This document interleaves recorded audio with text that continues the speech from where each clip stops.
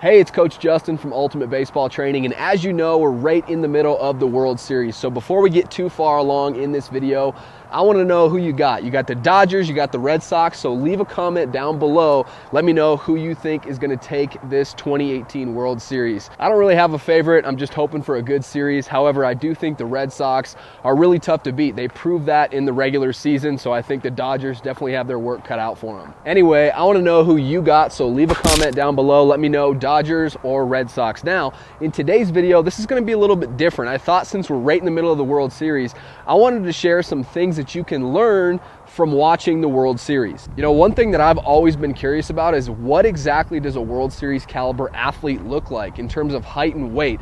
I was always curious about that. So I crunched some numbers for you, and here's what I found out. Red Sox position players' height averages 71.42 inches, which is almost 6 feet tall. And for position players on the Red Sox, their average weight is 203 pounds. Now for Red Sox pitchers, their average height is 75.18 inches, or a little bit over 6'2". Their average weight is a little bit more, 211 pounds. Now Dodgers position players' average height is 73 inches, or 6'1". They have an average weight of 209 pounds. Now for Dodgers pitchers, their average height is 74.83 inches, or 6'2", and their average weight is 217 pounds. So overall, a World Series caliber player in 2018 is 6'1" tall and weighs 210 pounds. So what can you learn from that? Well, one thing is, in order to play baseball at a high level, you don't have to be an absolute freak of nature size-wise.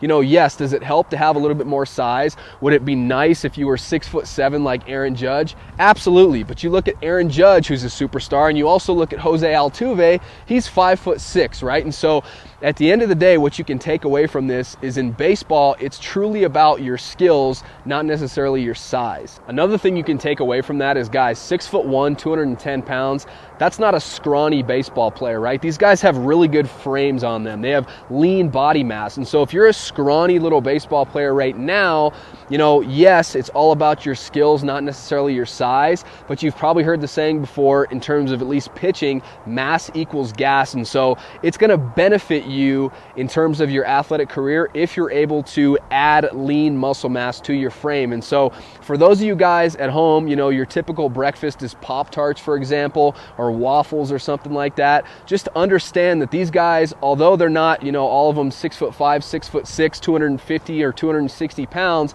6'1", 210, that's a really good frame. And if you want to play at a high level, if you want to crush massive home runs, if you want to have velocity in terms of on the mound, or you want to be a shortstop with a cannon arm, or an outfielder who can throw guys out at the plate, you got to have a better breakfast than Pop-Tarts. You got to be eating wholesome food, and you got to get in the weight room so that you can develop a similar frame. Something else that's crazy, Cody Bellinger from the Dodgers, so him and his dad Clay, they've played a total of 6 seasons in the MLB, and they've also played a total of 6 World Series. So that means him and his dad, every single year they've played in the big leagues, they've made it to a World Series. How crazy is that? And another interesting thing about Bellinger, he actually played in the Little League World Series as well. Now he's, you know, consistently playing in the Major League World Series. So pretty cool, pretty great baseball genes in that family. So anyway, those are some interesting stats and figures about the players that are involved in the 2018 World Series. But now I want to talk about actually watching the game.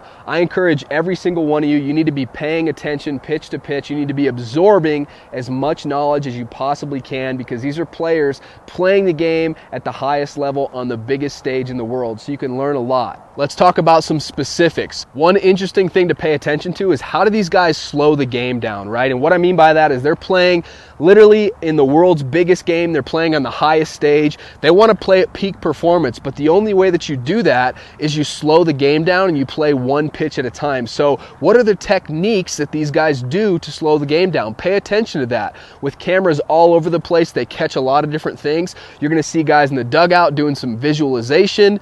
You're going to see players doing a lot of deep breathing to kind of just slow their breath down and slow the game down. So that's one thing you can learn from this World Series. Pay attention to how they slow the game down. Here's a good one. How about routines? Routine is everything in the game of baseball. What do these guys do when they're in the on-deck circle to get ready for their at-bat? What do they do when they walk up to the plate in order to get ready for their at bat right before they step in the batter's box? How about in between pitches? Let's say there's a fastball that they should have crushed and they foul it off instead. What is their routine in between pitches to kind of clear that pitch because it's in the past, it's over, there's nothing we can do to really change that outcome? So how do they clear that pitch and move on to the next pitch? Or a pitcher, a pitcher who struggles for an inning or two, how does he come back from that? So that's definitely something to pay attention to, is their routines. Another thing is game situations. Let's say run around third base, less than 2 outs. What is the hitter trying to do? What's his goal? It should be to hit a sac fly, right, and drive in that run. But that's just not the only situation. Every single pitch, the game situation changes. And so you need to be paying attention to, okay, if you're a hitter, right, let's say you're a shortstop, obviously you want to pay attention to the shortstops, but you want to pay attention to the hitters. What do they do? All right, what are they trying to do in whatever situation it is? Whether it's, they walk up to the plate with a fresh count, or it's a 1-0 count or 2-0 count where they kind of have count leverage, or how about when they're down 0-2 or 1-2, what do they do in different game situations? Just figure that out, try to see what they're doing and how you can reverse engineer that and actually apply that into your game. If you're a pitcher or a hitter, you can learn about pitch sequences. Why does a pitcher attack a hitter the way that he does? Does he try to, get ahead early with a specific pitch? Does he have a specific out pitch that he goes to? These are all things that you can be thinking about. How about hitting approach? Pay attention to the hitters. Are they being aggressive early? Are they attacking good pitches early in the count? Or are they being a little bit more patient? And why are they doing that? Why against Clayton Kershaw, why do they, attack early? It's because he's not going to walk a whole lot of guys, so they're swinging early in the count. So pay attention to things like that. If a pitcher is struggling to find the zone, you might see them with a little bit more of a passive approach. So these are things that you can take away from the World Series. Be a sponge and absorb as much information as you possibly can. It's going to make you better. Another thing that's really cool is, they do it in the All-Star game and they do it in the World Series, the super slow-mo cameras. So you might be able to really take a good look at hitting mechanics, what guys are doing, what's actually going on in their swing. You might also pay attention to pitching mechanics or mechanics from a shortstop or a second baseman fielding a ground ball. So pay attention to those slow-mo replays. How about communication between players, especially in a loud environment like the World Series? How do the middle infielders communicate with each other? How about an infielder and an outfielder? They're both kind of going out to a shallow fly ball. How do they communicate when things are really, really loud? Pay attention to that. Coaching strategy is another big thing that you can learn from watching the World Series. You might see a pitcher who's absolutely dealing on the mound and the manager pulls him after 1 or 2 hitters. And, you might be thinking, why the heck did the manager pull him? Why did he bring in a new guy from the bullpen? This guy was pitching so well.